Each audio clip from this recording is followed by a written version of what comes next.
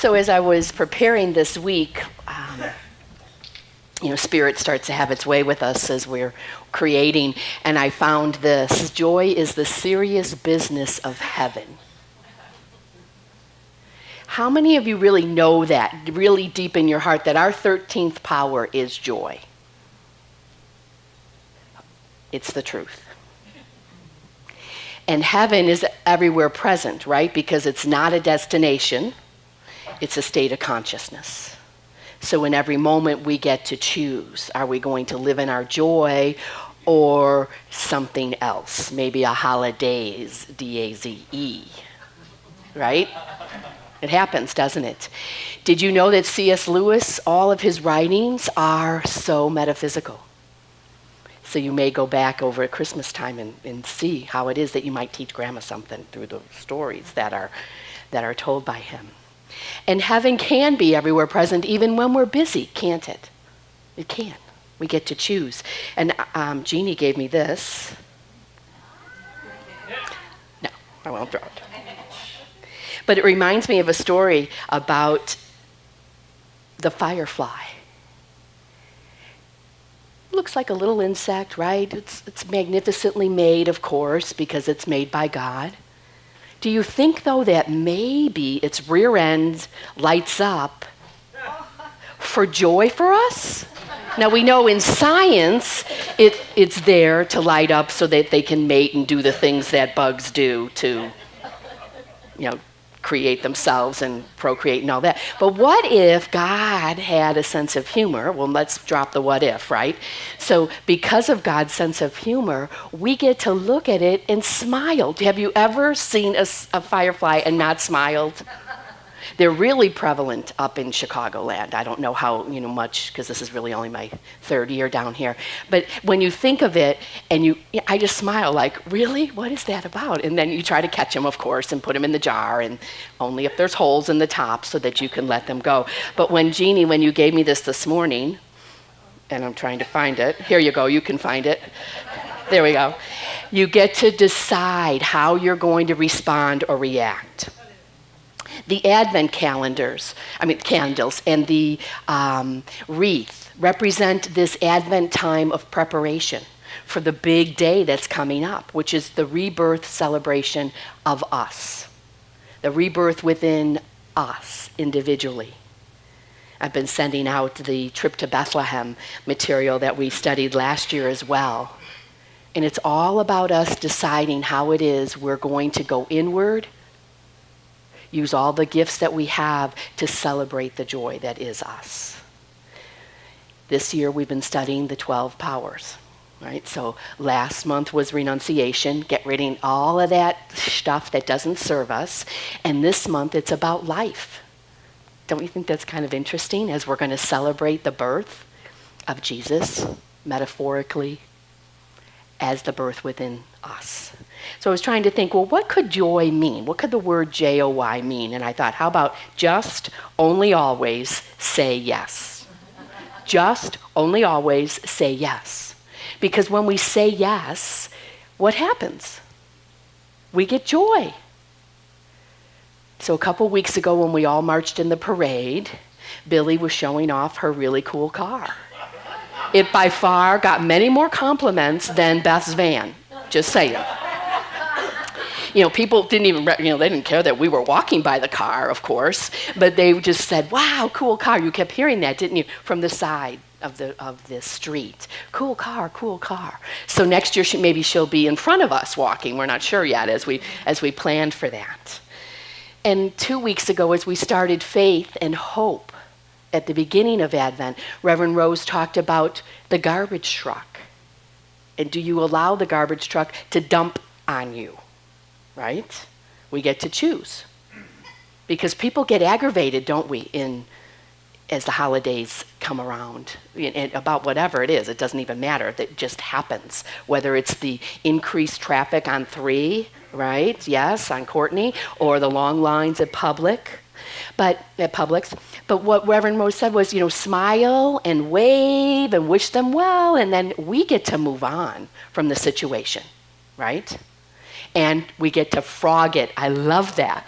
We get to frog it. I'm like, feel so much good as on my tongue as the other words might say that begin with F, like fine and Friday and fabulous, right? So frog it. Can't you see saying that to somebody? Just frog yourself, something like that. Because we get to fully rely on God always and in all ways, which is what Leslie said last week, right? Sometimes we see things and they're different than what we are comfortable with seeing. Yes, the special needs that we all have, but some are a little bit more visible. And so how are you incorporating not only the faith and the hope from the first week of Advent, and then weaving it in with love from last week, so that today you get to be joy-filled and stay joy-filled, so that when Christmas comes 1 week from today, you're filled with just, wow, another great season. So my affirmation for today for us is, I am joy-filled, regardless. So let's say that together. I am joy-filled, regardless. Because what that comma does is it slows us down and goes, oh, I get to choose. So even if your least favorite aunt or relative is bugging you, you get to just be joy-filled, because that's their job, to bug you. That's their job. I just got to spend a couple days with my grandbabies up in South Carolina, and the littlest one now is 8 months old and 22 pounds. And and he kept crying. I said, I really think that this is a hunger cry. And they're like, we just fed him an hour ago. I'm like, it's just breast milk. It's not like it's cookies, He needs some more, obviously, And so it was fun to watch him. And he's getting teeth and, all of those things. And he's so big that he just literally learned how to sit up. There's no walking. I mean, there's no crawling. I said, I bet you he's just going to start walking. And he's already throwing the football. No, just kidding. And to watch the other little, my other grandson is 4, and then the oldest is 7, and watch them play with him and see it was a great early Christmas present. So there's a story about 2 little boys who are very mischievous, probably because they're related to me in some way. But the parents just did not know what to do with these little boys. They're 8 and 10, and no matter what, if there was something going on in their town, that they could be assured that these 2 little boys would be involved. They did not know what to do. They had no clue, who was going to help them, how they were going to keep them in control. So the mom had heard that there was a minister who was really good with kids. Made an appointment, brought the 2 little boys in, and the minister says, I'd like to talk to you separately. So let me talk to the 8-year-old first. And sends the 10-year-old home with the mom. They lived, of course, just 2 doors down from the church. So he sits the little boy down and he says, where is God? And the little boy's doesn't say anything, just quiet. Where is God? He asks. The little boy doesn't respond at all. So then he asks again, where is God? And the little boy, nothing but just an oh my gosh type of look on his face. The minister thinks, all right, one more time. He's not responding in any way, shape, or form. So he says, where is God? The little boy gets up, runs out the door, goes home, right past his 10-year-old brother, into the closet and slams the door. So the 10-year-old boy goes in, he opens up, he goes, what's going on? He goes, we're in really big trouble. And the 10-year-old goes, for what? And he goes, God's missing. And they think we had something to do with it. So can you see that there's joy in the laughter of, they're just kids, right? They're just kids. And to ask, now if you ask one of my the grandsons that are up in South Carolina, I'm not talking about the ones in Florida, the ones in South Carolina, when I ask them, where is God? They'll go, well, right here, Nana, right here. And I'm like, right where? So then they might even open their shirt. They know that because that's what they learn when they go to their Sunday school. The other ones, they just know that God's everywhere present. And they don't pray. But these little ones do. And so they know that, and we can talk about it.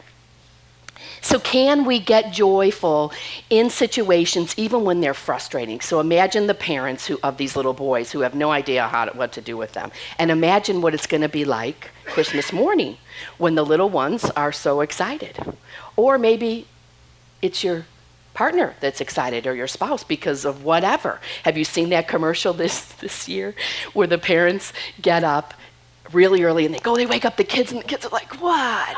And they're like, come on. And they run down the stairs and they run outside. It's a car commercial, of course. And the parents are so excited and the two little ones are sitting there drinking coffee and go, it's just worth the price of the look on their face. Because isn't that what we say to kids? Oh, just give them that gift because we want to see their face. So what a great advertisement to turn it around. And the kids are like, it's so early, things like that. So how are you living your powers this year? Because we've done the 12.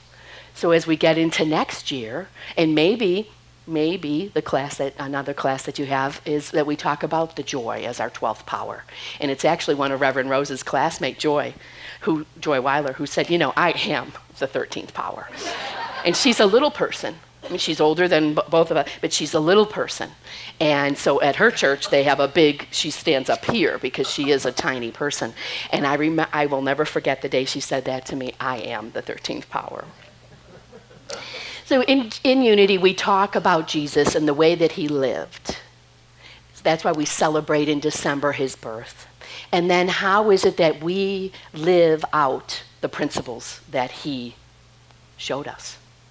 Do you think his life was always joy-filled? It's okay to go like this, because it wasn't. How could it have been, right? A carpenter's kid, nobody really got the fact that he was gifted, right? Had special needs, so to speak, yes. Everybody just wanted him to fill in line, like, aren't you going to be a carpenter like your dad? He's like, no, pretty much not, right? Can't you imagine? But he probably didn't say that. So we also, because we are like Jesus, we're all the begotten of God, we get to also have times that maybe they don't just feel so joy-filled. And then we get to have that shift in our mind and go, I'm going to choose joy. I'm going to choose joy. And you know that in Florida, or what I've learned these last 3 years being here, is it just gets more and more crowded until April, right? Because all those northerners come down. Now I are one, right? So how do you look at your life and figure out, why do I not have joy? So some of what we'd like to share with you today is maybe you have too many rules in your life, like, shouldn't laugh in church. Well, then don't come here, right? Because we're going to laugh, right? We're going to have great music. We're going to be joy-filled. We're going to laugh. What are the rules in your life that keep you possibly in a box? I suggest you might throw out the box, or at least expand it a little bit. Look at the rules. I should, I shouldn't. And what we know in Unity is we stop shoulding on ourselves. And we don't should on others. Because it allows then for us to be joy-filled, right? The second is to look at our relationships. Our relationship with ourselves. Do you allow yourself to be silly? Wear an elf hat, just even though people might think that you're kind of crazy? Good, let them. It's joy time, right? Have a relationship with yourself, have a relationship with God. Are you coming to Wednesday night meditations, which we're not having this Wednesday, by the way, because no one will be in town, and you'll know that from a text that you got. But we have Wednesday night meditation. We have Tuesday morning class. We have Saturday morning gatherings. How is it that you're having a relationship with God through the people in this community? And how intent are you, the third gift, is how intent are you on your growth, personal growth? So you'll learn something always through the music and through the lesson here on Sunday. But then maybe you might come to Tuesday class or come to the gathering that happens before the service. So you get to decide how you're going to make sure that you have joy in your life. You get to do that. Because nothing outside of you can bring you joy. As much as I say my grandbabies bring me joy, it's me reacting to them that brings me joy. Because sometimes as a grandma, or as a nana, I get frustrated with them. Like, really? You just spilled that whole glass of milk on that wood table? Lord, let me get it cleaned up before Mom gets home, right? So am I joy-filled at that point? No. But I love them. right? So we don't make it a big deal. That's why we say don't cry over spilled milk. Some things that we've learned from our parents really do help us stay centered in life, right? And to think that someone else brings our joy, that's a hard lesson to learn, because nobody can bring you joy. Again, it's us reacting, responding, deciding that it's joyful.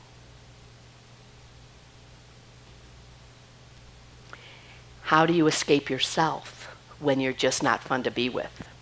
Anybody have one of those days sometimes like, oh, could someone just come and get me and take me somewhere because I don't want to take myself, right? You're crabby, you're whatever it is. So then just get centered. Just say, okay, this too shall pass. Or I am joy, regardless, right?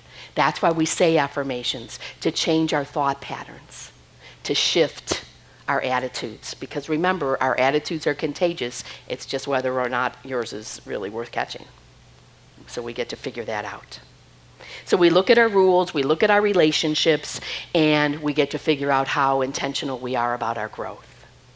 So I thought, besides the lightning bug story, which was I had planned, so thank you for bringing that little ball.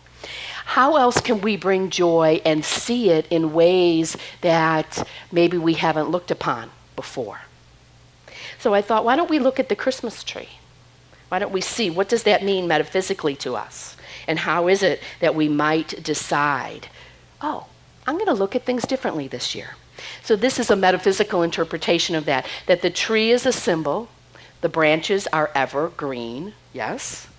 They remind us that the life of God is eternal and constantly being renewed to us. Because every branch on any tree has to go back to its source, right? So when we're putting together our, what do we call them now? Beautifully make-believe trees, or what we used to call plastic trees when we were children. You're putting your branch into the source, the stem, and then you bring it out and you separate it. And you get to see, oh, as I keep adding the branches, I'm going to have a fuller tree. Maybe I'll have a fuller life as well. And then we put on lights, right? Some do, some don't, but we have lights, and they glow to represent the glowing that's inside of us all the time. That's why there's dimmer switches. Sometimes we forget, and we have to raise up the dimmer switch to make sure. And sometimes lights flash, right? Sometimes it's appropriate to be silly, sometimes it's not. And so we get to know that the source of our good is also in our light. And what's the scripture that we hear? That we are the light of the world. So when we look at things metaphysically, I love it the way they tell the stories, and everything weaves almost like a tapestry back to the truth of who we are. And then we put on ornaments, the balls, right? And there's all different colors. Because when we see how things complement each other, we get harmony. Just like all the voices when they're singing. And then we've got Joe playing the guitar. It's harmony. Are you always experiencing harmony, or is there a little discord sometimes, right? We get to choose. So the Prince of Peace is what they call Jesus, born on Christmas Day. How about the angels? We see one up there at the top. The angel is the symbol of the Christ spirit that is us as well, and angels are messengers. I have many angels now that Tom got his angel wings all the time. I'm hearing from them, which is fabulous, right? How about the horns sometimes that we see at Christmas time? Shouting out, joy to the world, joy to the world. And it only starts within us. I have to be joyful so that when I'm with Dixie, she sees I'm joyful, and if she's not, then she's gonna be. Right? Because my attitude is contagious. I want it to be contagious. And then from there, we go to her hubby, right? Who was dancing earlier, right? There's joy in those shoes, right?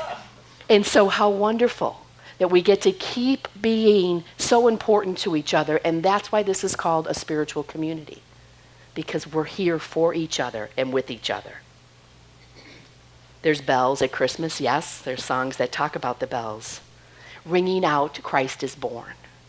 So yes, that represents Jesus that was born, as the story goes. However, it says, though Christ 1,000 times in Bethlehem be born, if he's not born in thee, thy soul is forlorn.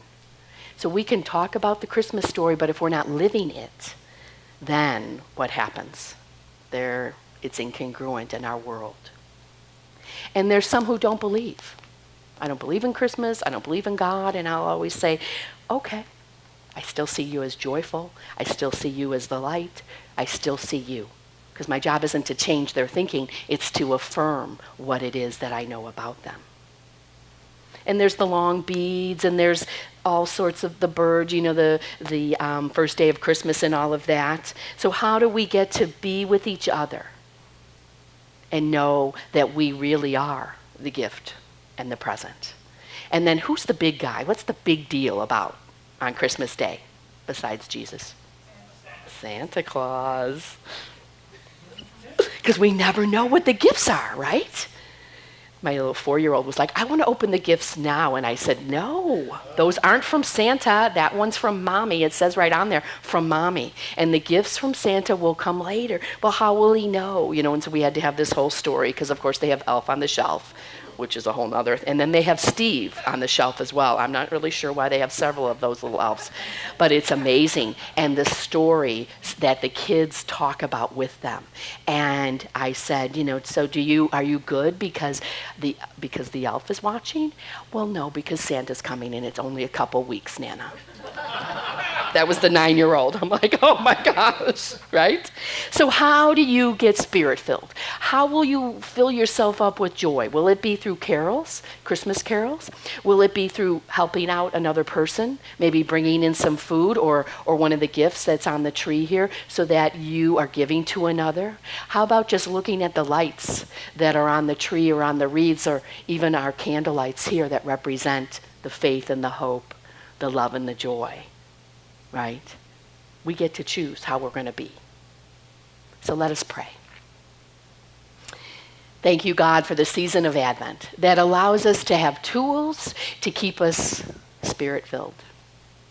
Thank you for the affirmation that I am joy, regardless. So it can remind me the truth of who I am. Thank you for the spiritual community that supports us individually and collectively, to be all that we've come here to be, you expressing in this world. And thank you for this next great week of great preparation for the birth of all that is great and good within each of us. For this and all of our blessings, we say thank you, God. We are grateful. Amen.